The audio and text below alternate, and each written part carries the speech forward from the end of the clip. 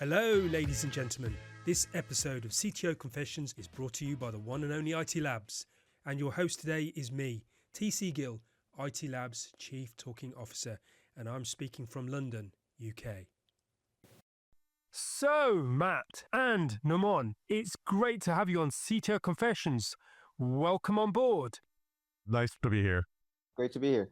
So, introduce yourself. So, go with Matt first. Matt, who are you and what are you doing? Who do you work for? My name is Matt Culver. I'm the Chief of Staff of Engineering here at Super.com. And my background is I have 20 plus years in technology. This is about my fifth rodeo at this point. So I've done everything from startups to a startup that was an industrial manufacturing and textiles research company here. And then before that, I worked for major enterprise at a company that was acquired by American Express Global Business Travel, working in travel technology. So I've kind of run the gamut of different kinds of technology organizations, building a unique skill set of looking at human interactions as a systems problem. So specifically here, the chief of staff role is an interesting role, kind of custom tailored for me, where I get to practice the skill of looking at and unwinding human relationships as a mathematical problem. My name is Nomaan Ahmed. I work at Super.com as Director of Engineering.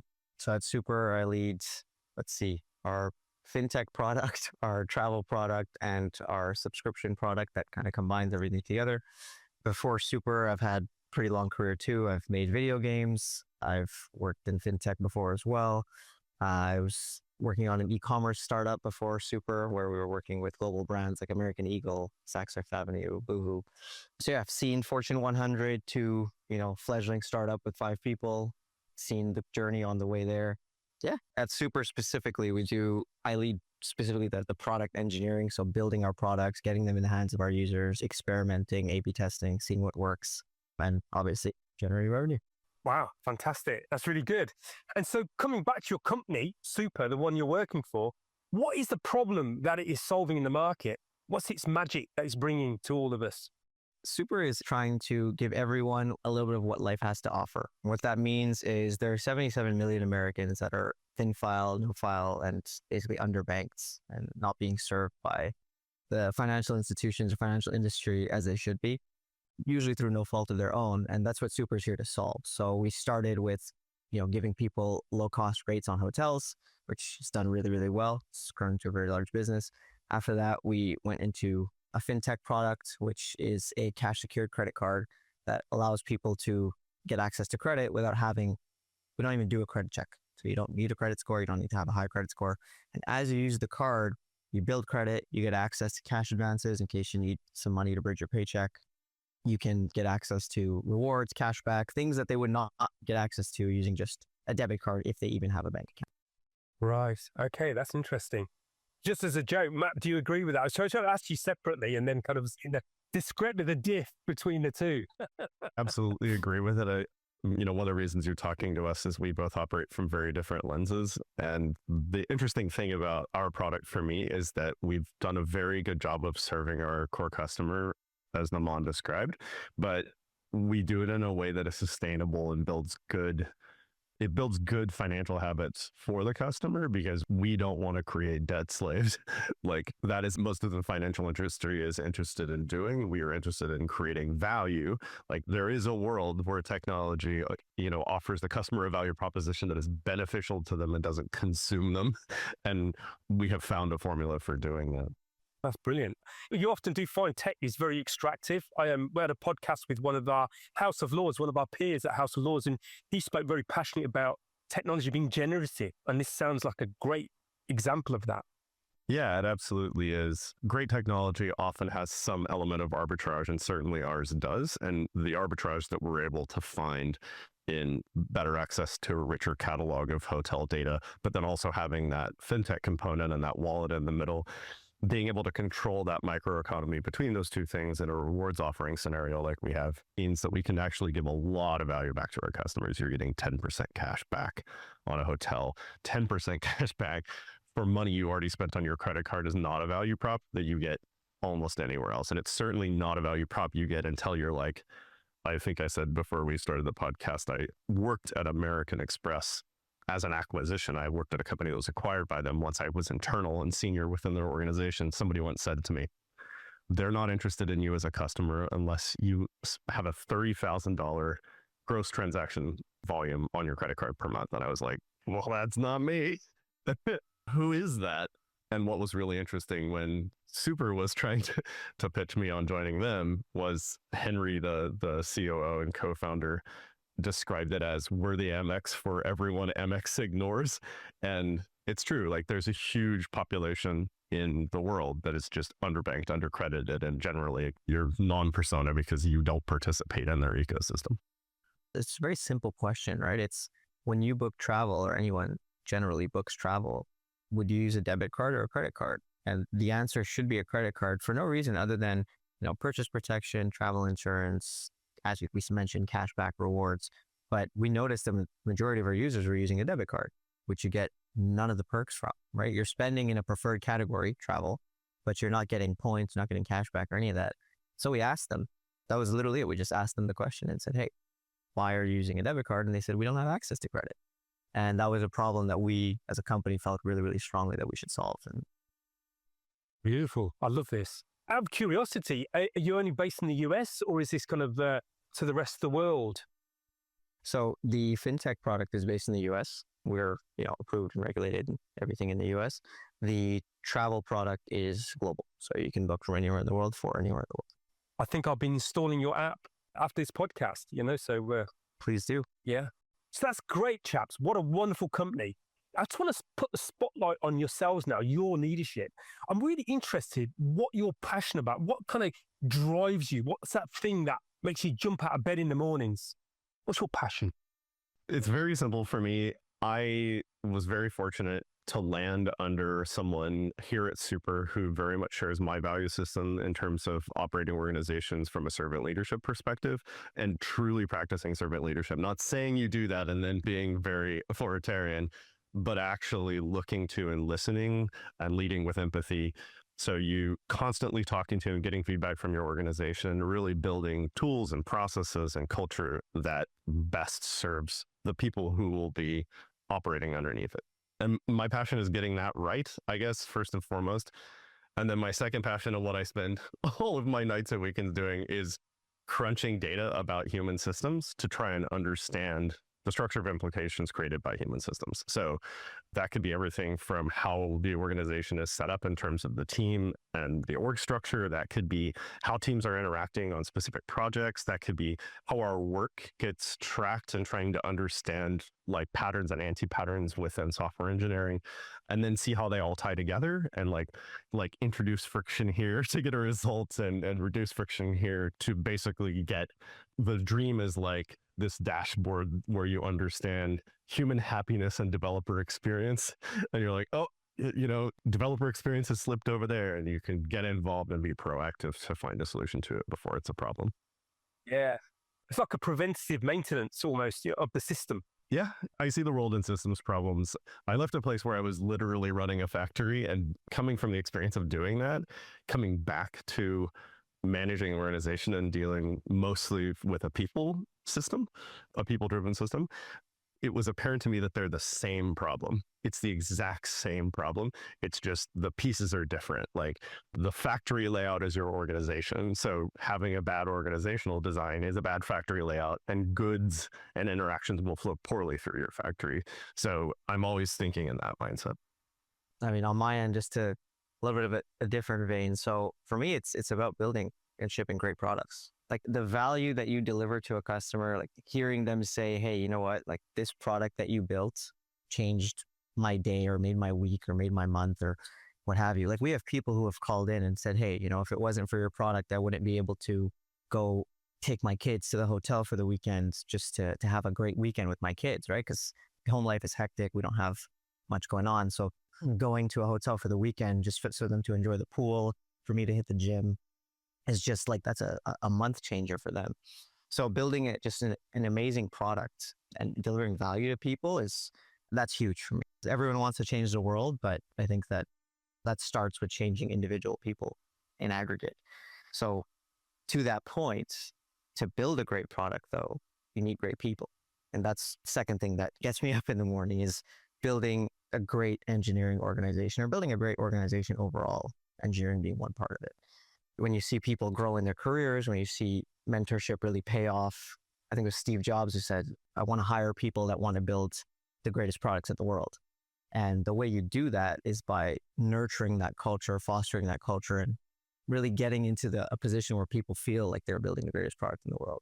You just hire people and treat them like cogs in a machine, to Matt's point. I don't think you can build a great product that way. So that's what motivates me. That's beautiful. And it really resonates with me as well, because I think culture is that piece that I think all companies like to speak to it, but not many of them engineer it or they design it with people. It's kind of a bit of an accident. Sometimes it works and sometimes, and actually often it doesn't work at all because you actually haven't kind of paid attention to it because for various reasons you might want to go into. And my question to both is that, what you said about there, Steve Jobs making that statement that, I want to work with people that want to create great products. I mean, even making that statement, I think sets the scene, doesn't it? It kind of seems to infect the space with this kind of beautiful expectation. So I'm curious, as leaders and tech leaders in your space, what do you do to create that culture? What's the magic that you add into the system, to sprinkle into the system? I think the thing we align on most heavily is we work for our developers, right? So with different, he's talking about this extrospection and I have I'm looking inward at the organization with introspection. But the reason we're really good partners on this is he's thinking about the trust building and the cultural elements. I'm thinking about the here's how we measure stuff and here's how we get incentives alignment on how we measure stuff so that everybody's speaking the same language so that everyone feels like this is a fair representation of how we the social contract within our organization and how we choose to measure ourselves. But it's build for DX every time, because if people have good workflows and good tool chains and they feel like they're being listened to and they feel like they're being listened to when a process doesn't work or when a policy doesn't work or when they want to introduce one and you're like, hey, good idea, let's flesh it out, let's build some consensus. And then probably half of my job is looking at data and half of my job is this very soft I go to each person and hey, I'm looking for your endorsement on this idea. We're thinking about running this pilot. And then we do the lap with everybody. It's product, it's engineering, it's data engineering, it's analytics, it's everybody. And once everybody's bought into the idea, then you do it. And this is part of it's build for DX and it's also go slow, listen to your people. The worst thing in the world you can do. I often get a little too carried away with data. Nomaan always checks me with, did you talk to the engineering managers about this? They're like, yes, I will go do that. 100%. I think to that point, right? You mentioned a good point, TC, is that a lot of people claim that they've deliberately built this culture, but it actually doesn't happen very deliberately. What I will say is you do need to do that first. I don't think that you can get to the point that we are at Super and between Matt and I's organization. I don't think you get to that point without first building a culture of trust. It's okay to make mistakes as long as we learn from those mistakes and it's not punitive. It's just the thing to not do next time. Of respect. So when people look at you, can they look at you as just a people manager? Or can they look at you as an expert in the thing that you're supposed to be kind of mentoring them on, right? When people talk to Matt or myself, they know that they're talking to someone that's authoritative in that area. They know what they're talking about. They've experienced in that area. There's a certain level of, I can look to this person for guidance. And then beyond that, it's just candor, right? It's having a good time with your team members. You're not waking up for work and you're dreading it. I'm not saying you have to wake up and say, I would rather be doing nothing else than working here right now. But I do think that I can say very confidently that the vast majority, if not all of the engineers at our company wake up and they enjoy the work that they do and the people that they work with. Getting to that point makes it really easy to do what Matt's describing, which is, hey, check out your metrics. You could be doing better here. You're doing really well here.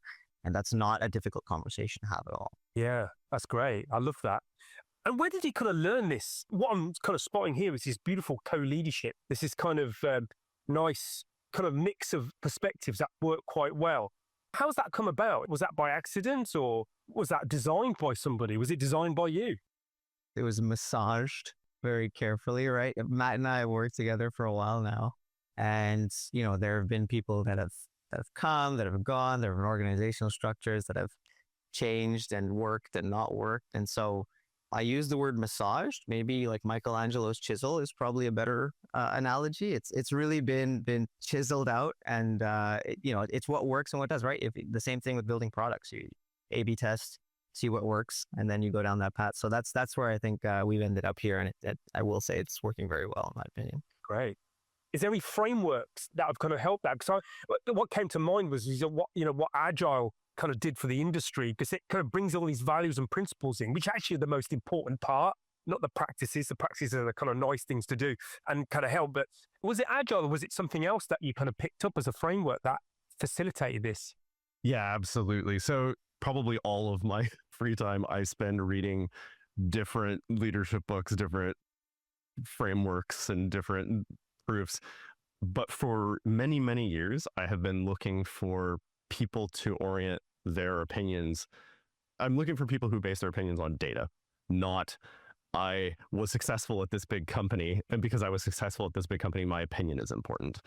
So as soon as I get a sense that that is the book I'm reading, I'm like, well, chuck that in the bin. And so over the years, I've found a few things that have been fairly transformational in terms of like setting proposed frameworks in place that are based on quantitative approaches. So the two that I think are probably the most important, and the two people I think are thought leaders in this space right now, are the folks who wrote a book called Team Topology. So it's Matthew Skellington and Manuel Pay, I think, is the guy's last name. And I apologize if I got that wrong and he's listening to this podcast. I hope he is. And then by far, I think one of the most important ones is an engineering book written by an engineer called The Elegant Puzzle. And it's Will Larson. But yeah, Will Larson's book in particular is just excellent. He essentially goes through all of these different examples from his history where he didn't listen to data. He didn't measure the outcome of his decisions, and he tried to skate by on just, qualitatively it seems okay, and in the end it was never okay. It always reminded me that you can have conversations, you can be empathetic, you can be a human being, you can lead human beings, but you still can use data to make good decisions. And so I think something core to our culture here at this company is we respect and believe in the data. There's a very heavy incentives alignment across the organization that when we're making product decisions, we use data. When we're making human decisions, we use data. That doesn't make them inhumane. That makes us good scientists for the human condition.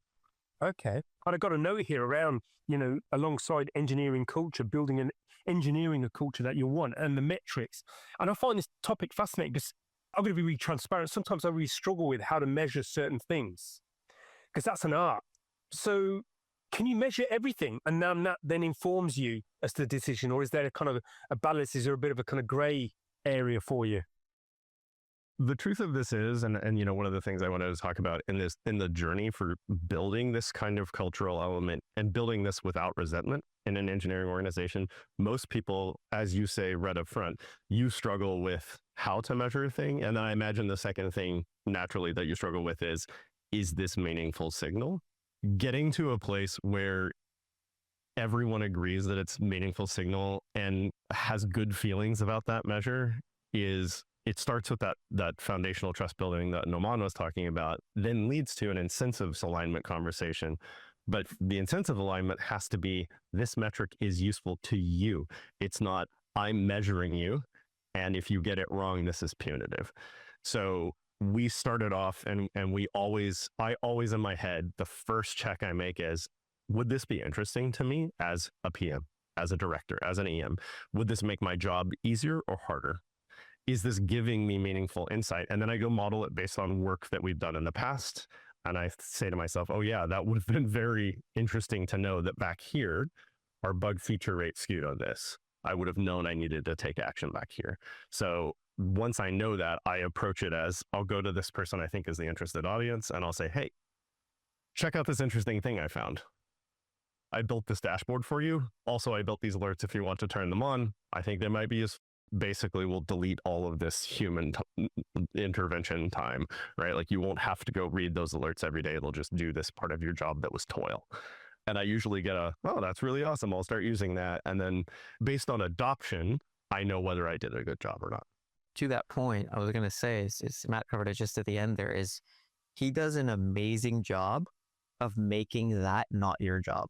So it's one thing to have to build a product, lead a team, full stack, front end, back end infrastructure, and actually get something out the door. But then people are asking you, hey, by the way, measure how well you did that along the way. That's a lot of friction to getting people to adopt this, right? So you're asking them to do something that's quite significant that is probably not the P0 or the highest priority item in their head. So I was going to say, Matt does an amazing job with his team of making that his job and not anyone else's job. And that really helps with the buy-in. When you show someone, hey, look, I've done everything for you. Here's the dashboard. It's pretty, it's nice, it looks great. These are the metrics you should be worrying about. And these are the areas where, you could probably do a little bit better or a little bit worse. No one's going to look at that and say, oh, I don't like this. People look at that and say, oh, it's amazing. That's so helpful for me. It explains so much about the last sprint or the last 2 sprints. Excellent. A beautiful feedback loop to the people. Question kind of popped up as you were describing that. Do people sometimes resist that and think, I don't want to be measured like that? Or can we measure it slightly differently? I mean, is that conversation go on? Absolutely. I think that the number one thing people ask in these situations, especially newer people that aren't used to the company culture where we are data driven about everything. So it's shouldn't be treated as, a critique or punitive. It's just data. But it does come up where, is this used as a performance evaluation metric? Is this something that I'm going to be evaluated on? Is this going to determine, my career trajectory and things like that? And that's just, once that conversation starts in that direction, we really have to sit down with those people and say, look, that's not the way to think about this, right? Number one, it won't. But also, these metrics and this data is indicative of team performance. So it's, if you want to build great products, you want to ship great products and deliver a lot of value to our customers, these metrics are going to help you do that. You're not supposed to think about them as like, oh, is this a career trajectory indicator or a performance evaluation indicator? It's really just telling a story, right? It's telling the story about how your team was able to build products. Usually it's going to go really well. And sometimes there's areas where we just want to catch it before it goes to the point that it's a little bit more serious. I mean, we don't want to get there. It's hard for anyone's ego. So I believe in this very passionately, but I definitely have to check myself on a daily basis because I get very critical feedback about some of my harebrained ideas. We didn't have this failure before when we talked to you in January as part of pre-interview conversation to see if we wanted to chat. So I'm constantly trying to find new signal that I think is useful to a team. So one of the things that most organizations look at is the velocity of a team as measured by story points. You estimate the work, you put a story point on the work, you look at the velocity of story points being output during sprints for that team. So I had this great idea. So I built this very sophisticated algorithm that essentially created a normalized value. We looked at the output of the entire org. I created a curve for the average output of the entire organization based on team headcount, makeup, a whole bunch of other interesting factors. And then I created a shaping ratio that I was using at the team level to multiply the velocity of the team against the shaping ratio to see how they were performing against the organization as a whole. I had good intention with all of this. And my good intention was I was like, oh, this is going to be so cool. Teams are going to be able to say, I'm doing like my velocity and the predictability of my practice is here, and that's comparable to where other teams are at within the organization, and it gives me kind of like a benchmark to see how I'm doing. I didn't mean for it to be this ugly or toxic thing. Teams hated it because it was a dumb idea. It was a bad idea. I think the lesson I learned every time I fail is embrace the skeptics. And in that case, I could have just been like, no, I spent a bunch of time on this. This is good. We're going to leave it. But you have to embrace the skeptics. You have to listen to the feedback. So we killed it as quickly as possible. And now I've just come up with a very simple variability formula where I'm saying, here are how many standard deviations from a rolling mean your team is producing in terms of their velocity metric. And they're able to see now the predictability of their practice is this like very simple visual indicator. And that they seem to like so far. Nobody has told me that's a dumb idea.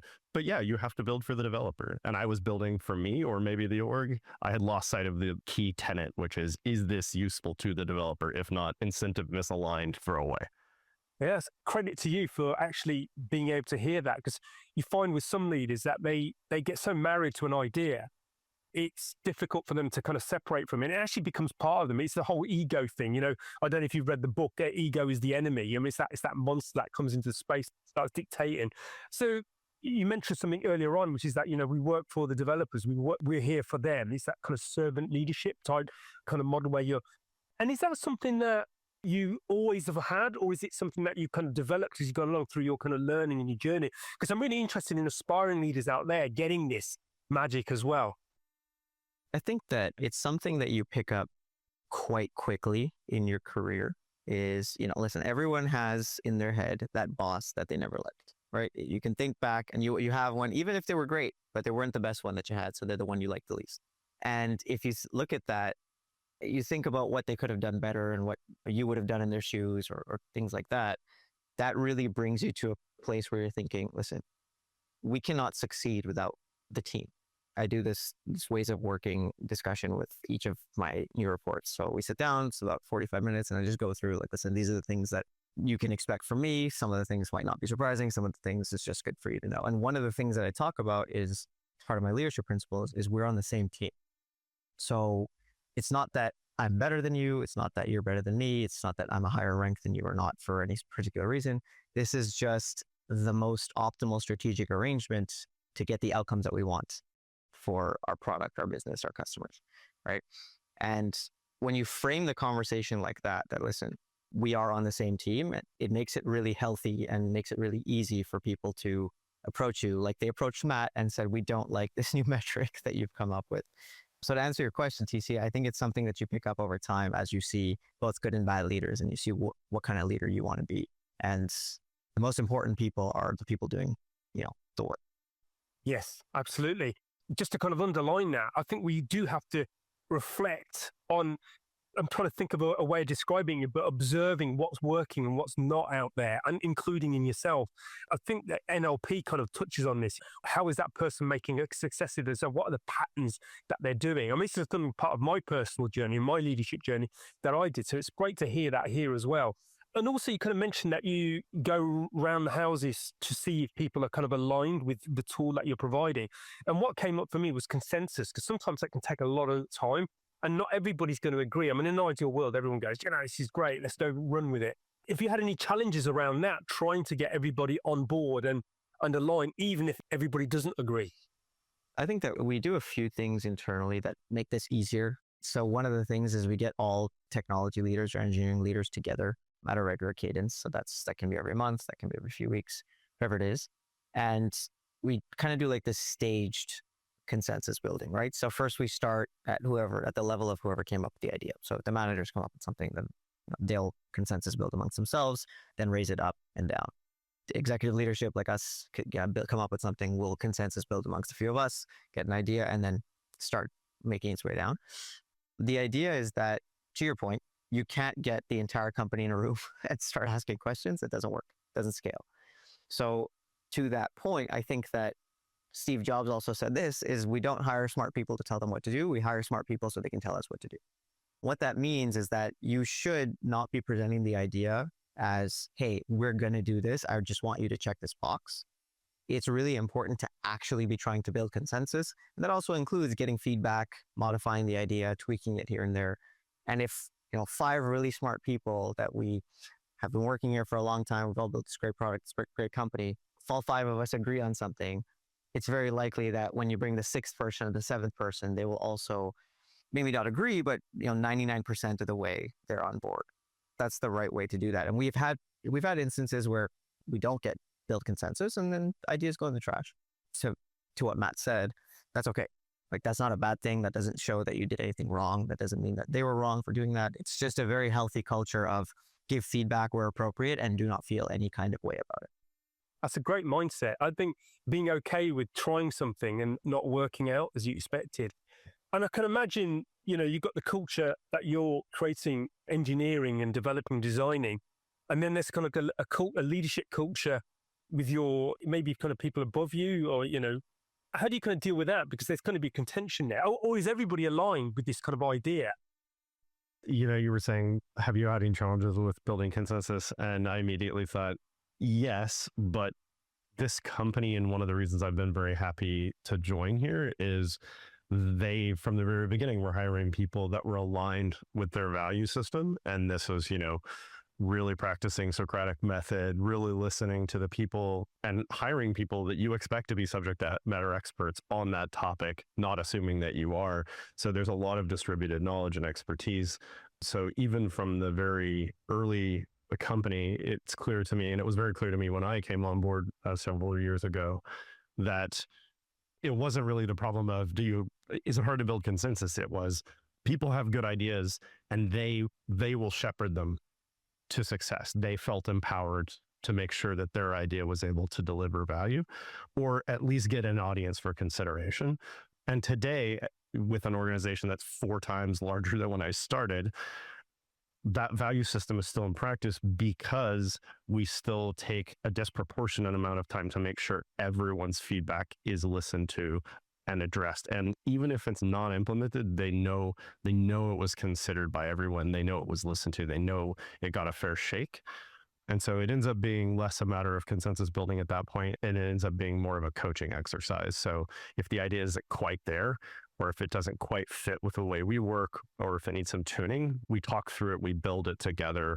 I end up being just like a ghostwriter for a lot of great ideas at the guild level. And then Nomaan is the person leading the culture of those guilds, right? Like, this is the safe space. Come with your great idea. We're going to listen to you. We're going to put it into practice. Love it. I kind of saw Nomaan laugh then for a second. He kind of smirks when you kind of mentioned the size of the company and how it's expanded.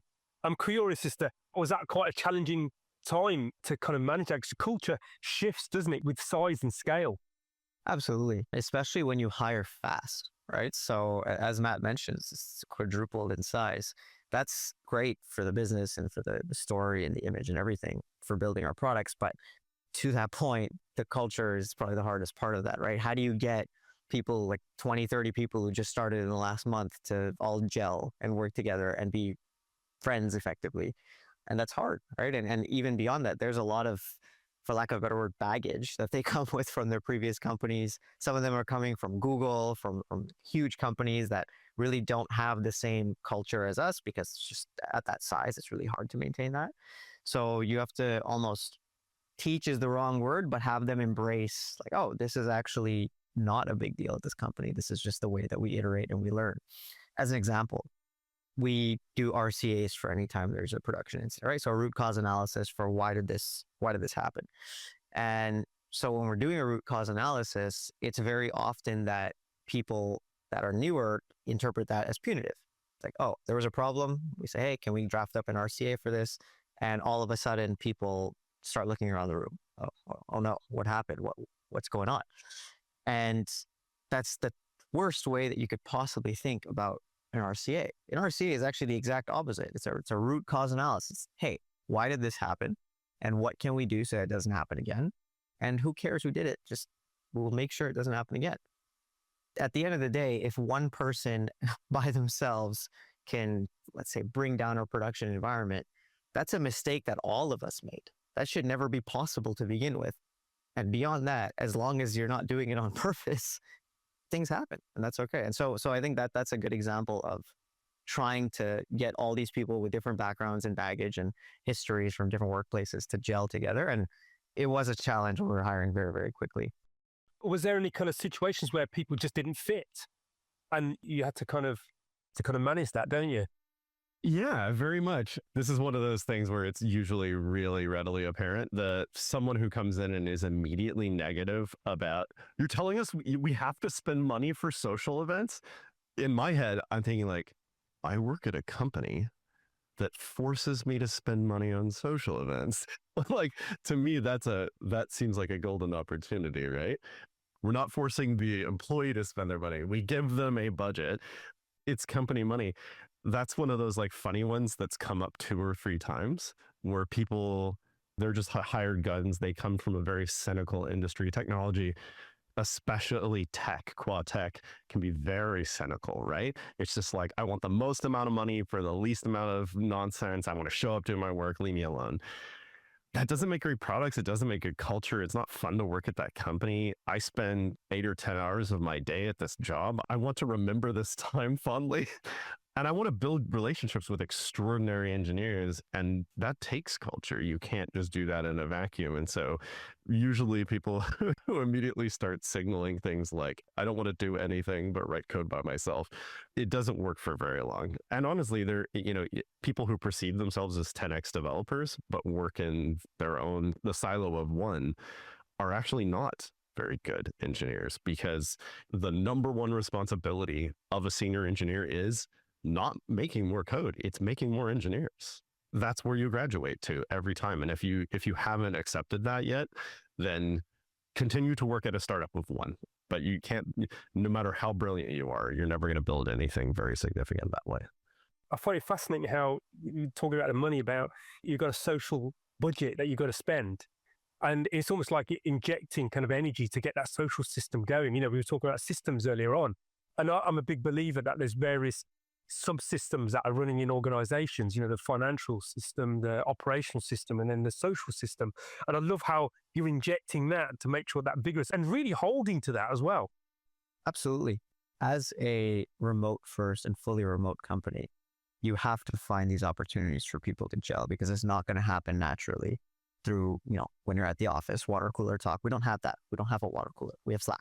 So I think that you have to encourage that and foster that culture. And that starts at the company level. This is not something that we would be able to do entirely by ourselves, just within the engineering organization. The fact that the company has a social budget, that's where that starts. Now, what we've done a good job of is measuring that as a performance metric. So when Matt discusses with the team, hey, this is your team's velocity, your throughput, your burn rate, etc., the social budget is also on that list. So how much money have you spent against doing social activities with your team? That goes back to the building consensus, giving feedback, friendly failure type of mentality, because it's a lot easier to have those conversations with your friends than it is with a peer that you've spoken to once a week for the last month. Yeah, wonderful, wonderful.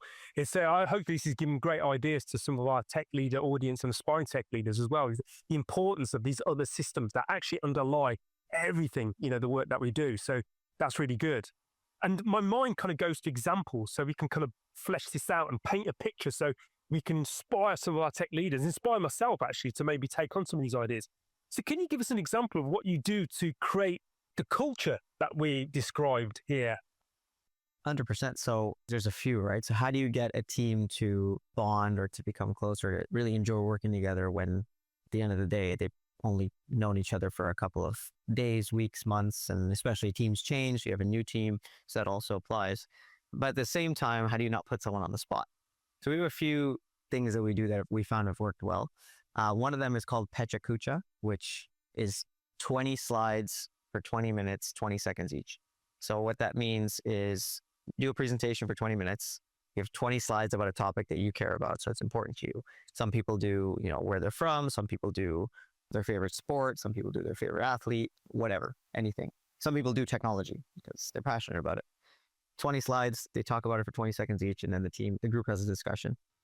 And that's really good, because throughout that conversation, it always goes more than 20 minutes, because people are genuinely interested about this topic that they've never heard about, right? Like someone did, I don't know if you follow Survivor, but TV show Survivor, someone the whole history of Survivor. And that the team is really now like they have a Survivor Slack channel. They love talking about it. So there's a lot of great examples like that. Part of the social budget that we talked about is, we give teams a budget to spend on socials. If the team is all within the same locale, so we have a lot of people on the same team in Toronto, they'll get together every 2 weeks in person, go for happy hour, go grab a drink, go hang out together, play a board game. We do have an office in Toronto that is not used very much. So people use that as a gathering ground for social activities. There's tons of stuff they can do there. People do karaoke, all kinds of stuff. So that's another great example. And then we also do offsites. So we do vertical level offsites, which for each vertical, whether it's a fintech product, travel product, etc. We do team specific offsites. So each this specific squad or team can get together and do offsites together. And basically in a fully remote world, you want to find as many opportunities to gather as you can, because you do get that organic or natural team building that happens, that would happen in an office. And then lastly is really at the product level is product health OKRs. So we do OKRs for our product, right? Which is, boost this metric, build this feature, etc. But we also do OKRs for product health. So what engineers care about, as much as they care about building a great product and delivering value to our customers, is really well engineered products. And so how do you get buy-in to take the extra day or two or take the extra 3 days to build something really well versus just shipping something quickly because we want to get it to our customers and evaluate the data? That's through product health OKRs. So on the same sheet that says, hey, boost M1 retention is the same sheet that says, hey, we need to make it so that the latency here is this much, or we have to reduce the gap between iOS and Android by this much. And that really motivates engineers because now they have buy-in from every level of leadership that this is important enough that it has to go on the same board as boosting our company metrics. And you have the time and the resources dedicated to building a great product rather than just a product. Great examples there. Great examples. It got me thinking about a few of them as well. So thank you for sharing that. And I'm also curious around metrics, because this is an area, I've kind of mentioned this offline, around sometimes the measurements, metrics are difficult to kind of pinpoint, and sometimes they're really subjective and fluffy and what have you. Can you give us some examples of highlight kind of metrics that have really worked well for you, that maybe inspire me and others to start putting these things into your space, into their space? Yeah, absolutely. Little bit of a plug for a tool called Linear B. We have a great partnership with them. They cover about half of the operational metrics that we rely on and use every day and present them in a really developer-friendly format. There's a lot of different tools in this space, a lot of different SaaS tools for looking at like your productivity and efficiency of your engineering organizations, but most of them are for bean counters, not for developers. So avoid those at all costs. But I would say if you're starting from zero, do not think about an individual metric. It's a recipe for failure. This is where people get pigeonholed into like cycle time is everything or velocity is everything. If you're there, if you have a strong conviction is the key characteristic of your organization, you are wrong, back away. Start from the lens of what are the categories I want to measure. So I want to measure to plan. How well am I planning? I want to measure to operate. How well am I operating? I want to measure to optimize.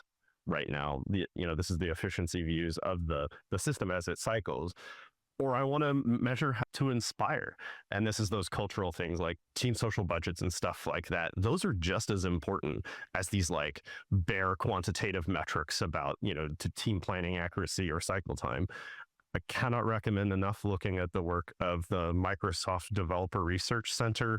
Just some incredible work has come out of their world. They are the ones who recently have proven categorically that the faster your team cycles, the higher the quality of your product, which is a bit of a sea change in our industry, in that there was always a dissenting opinion that was like, if we build really fast, we'll miss stuff. We'll miss something and our product will be qualitatively poor because we went too fast. That's wrong, because when you reduce the blast radius of a change, it's easier to understand the change you just made, which increases its quality, simply for the fact that not much change between the delta between the change states is smaller, and human beings do better with smaller change states. Like, we're as smart as we think we are, we can only hold so much in our head. But yeah, if I was to say pick anything, there's, again, Will Larson, excellent thought leader in this space, wrote a blog post called How to Measure an Engineering Organization, which covers those category assignments I was talking about. Start there, talk to a partner like Linear B, and then just throw a bunch of stuff up, but do not, critically the thing I will say, and I feel very strongly about this, do not tell your engineering organization, we're going to start measuring you and here's the measures. Don't do that. Build in the background, build 100 views for yourself. Then really carefully test it. Put on your developer hat and say, I'm a developer and I'm an engineering manager. Is this actually useful to me?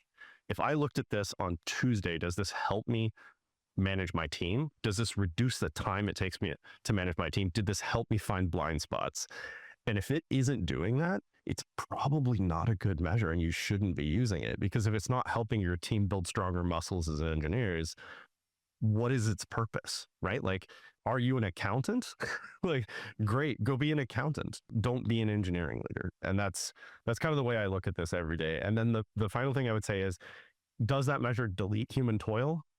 That's a good sign that that measure is useful, in the sense that, like, if it allowed you to be proactive to address something before the problem was expensive to remedy, that's the tickle I get that says, I should probably refine this more. I should probably share this with the broader organization and say, this might be interesting to you. I noticed in August, based on the data, like, I looked at retroactively at this problem, and we could have known here. I'm now going to present this look forward. And if we ever see that again, we know we have a problem. Great. I could speak for hours on this, because I think some of us do struggle with having a data-informed or data decision kind of like culture around there, because we don't know where to start. And I think you've given some great examples there. What about the metrics which are harder to measure? Things like, I'm going to come up with one now, happiness, team happiness. At the company level, we run a pulse survey every half of the year, and that's a good leading indicator. I think that once you're at that point, you probably should have had indicators prior to that. I think once you're at that point, it's harder to solve those problems. In terms of how do you measure actual happiness in the moment, I think that's part of that culture. It's how are people responding to the things that you're saying? Is it a cooperative mentality? Is it one of our values is same goal, one team? Are people thinking in a same goal, one team fashion? Is it us versus them? One of my favorite books about this is Tribal Leadership. I can't remember the author off the top of my head, but there's really only one. Tribal leadership. So the concept is that there's a few levels to an organization, and it starts off as me versus everyone else, and it ends up with us as a group, us being happy as a group. It goes from everything in between to like us versus them, my team is better than that team, et cetera, et cetera. As you work your way through that framework, or that pyramid, so to speak, you can tell very quickly through conversations where you're sitting. And until you get to that, we are all one team trying to build something great, you're not going to have maybe the true happiness that you're talking about. I think that as you have conversations and you see people are more collaborative rather than combative, as you see people are very open to change and welcoming to change rather than just constantly frustrated, you can get a sense for these things. But to truly measure them, that's a very difficult thing to do. The pulse survey helps, but I think that you want to get that indicator much earlier into the process. So as we come to the closing arc of the podcast, I've got some really nice warm questions I'd like to ask you. One of the questions that comes up often behind the scenes is that, what are the tips as somebody, as an aspiring leader, that can help accelerate my kind of journey, into tech leadership? Are there any tips that you'd like to offer there? What's worked for you both?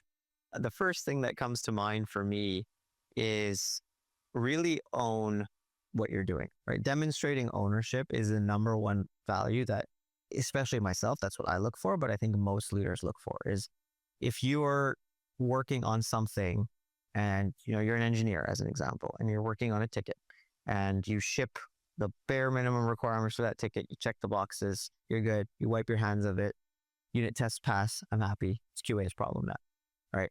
That's one way to approach it, and that's probably fine. But the kind of 10x engineers that we have at the company are the type that will complete the ticket, probably fix something else for every other developer along the way to completing that ticket, shipping it, looking at the metrics to see what value they're delivering to our customers, making sure that everything's working as expected, even a few days, a week after getting that to production to all of our users, making sure that our users are enjoying it, right? Looking at the feedback. We have an engineer that gets on listens to the recordings to our customer service calls, just to make sure, just to see how is this feature having impact on people. So really demonstrating that end-to-end ownership of what you're building. And it's almost a level of pride and, hey, I built this thing and I really want to make sure it works as well as I think it does. That's probably the number one thing that you can do, is have that ownership. The number one thing I would say is ask a lot of questions of two audiences. Ask a ton of questions of the people that you are trying to be a better leader for, and demonstrate through tracking the feedback they provide to you that you're taking action on that feedback. Don't just say, I hear you, and then go away. Delight them by showing up 2 months later at a one-on-one and say, hey, this has been a long-running thing you mentioned to me 2 months ago. They've forgotten about it now, but they'll be very pleased to see you didn't forget about it, because you listened to them, you wrote it down, you tracked it, you stayed accountable, for it. And this speaks to Noomaan's ownership. And then the second thing is it becomes a very rarefied atmosphere at the top. There's two of us at this company, and there are not enough people at this company for me to have as peers, as influences. And you can read a lot of books, but books tend to be fairly self-serving.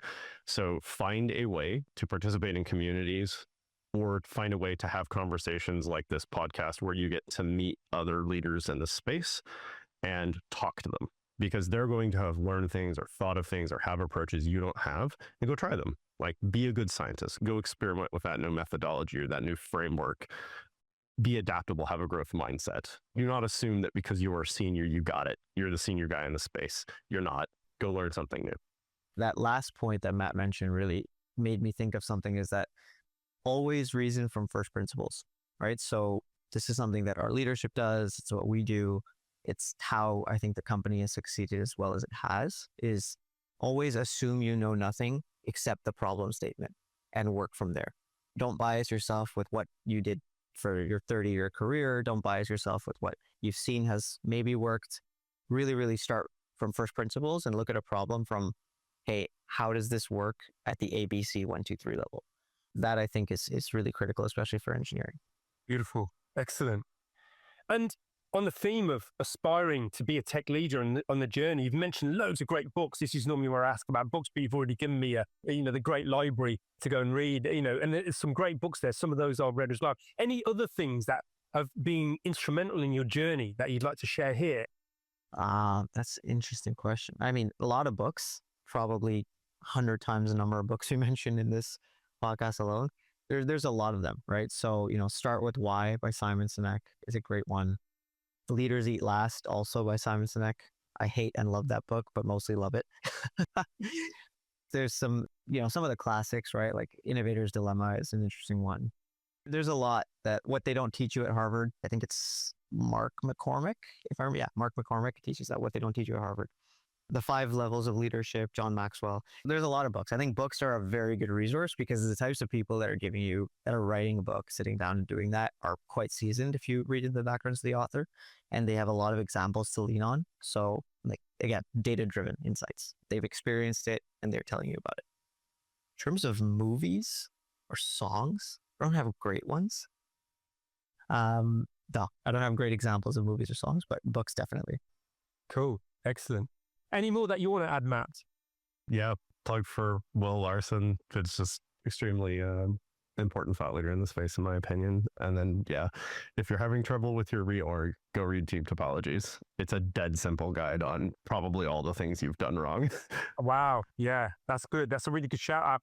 I think it's one I've read. I remember the title, but I've read so many things. It kind of gets mashed up.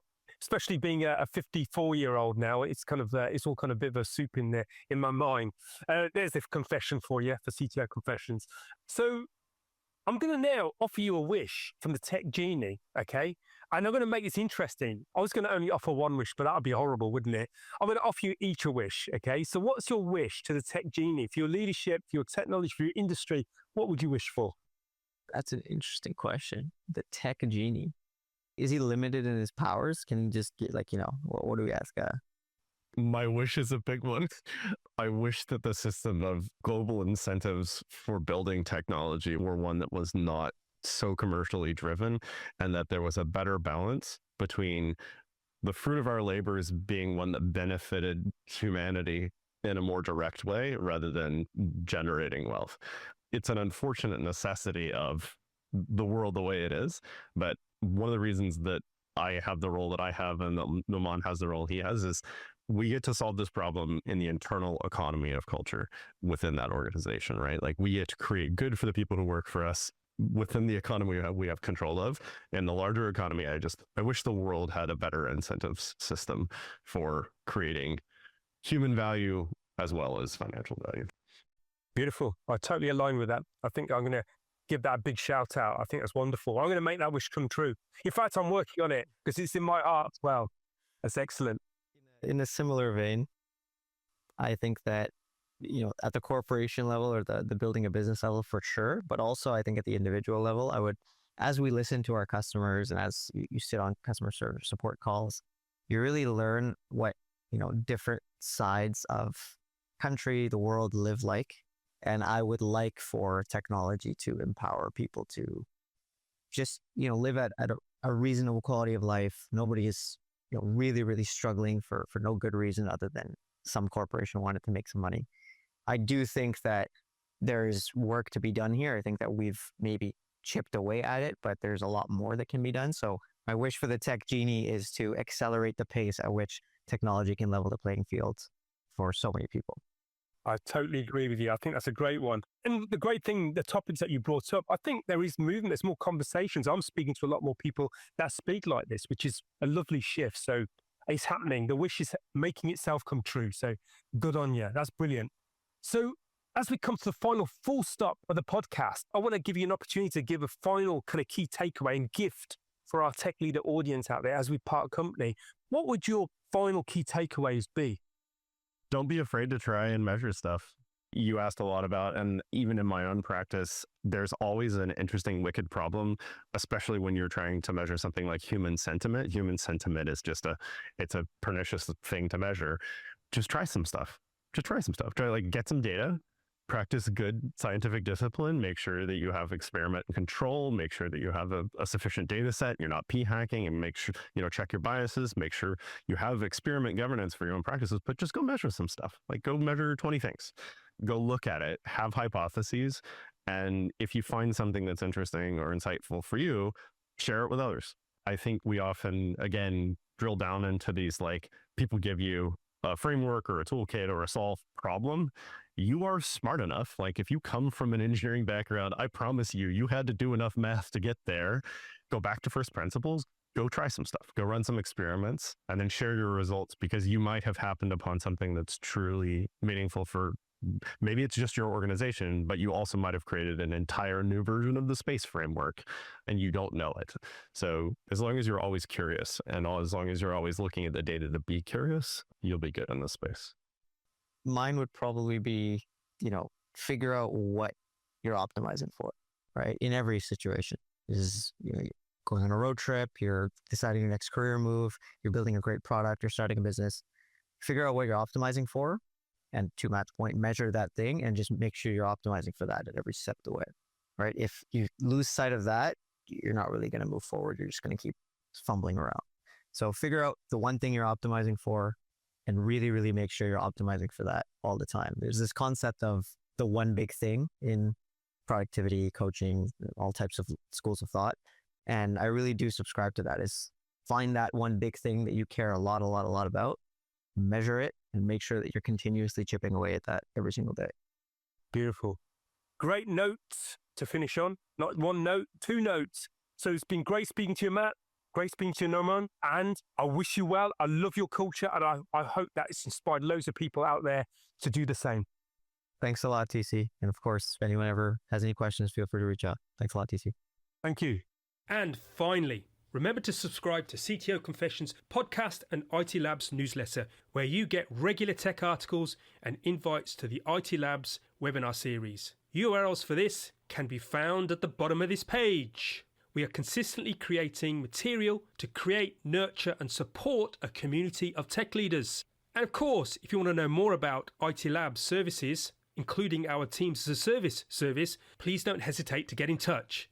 As mentioned in the intro, please think of us like tech leaders' favorite off-the-shelf service, providing agility, high-performing teams off that shelf with a wide breadth of skill and knowledge.